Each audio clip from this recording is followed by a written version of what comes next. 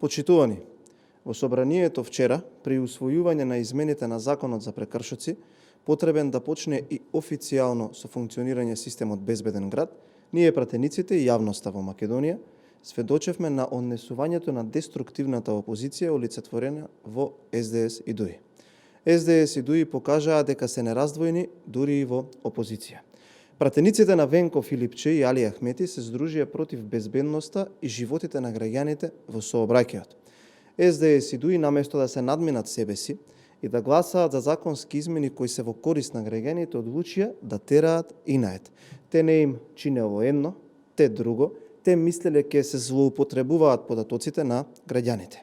Тука се поставува едно логично прашање: што правеа додека беа на власт заедно 7 години, ако толку нешто не чини, или беа и се уште здружени само за лични цели? Зошто нивниот министер Оливер Спасовски не направи ништо по прашањето за безбедност на граѓаните во сообраќајот? Дека е користен проектот Безбеден град, поточно систем за граѓаните, говори и статистиката.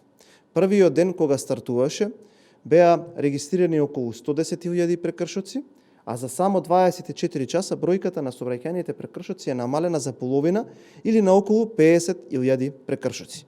Што се однесува до жртви на патиштата, бројката на жртви во сообраќај во Република Македонија е 65 лица на 1 милион жители, а европскиот просек е 45 жртви годишно на 1 милион жители, или во Македонија има четвртина повеќе од европскиот просек.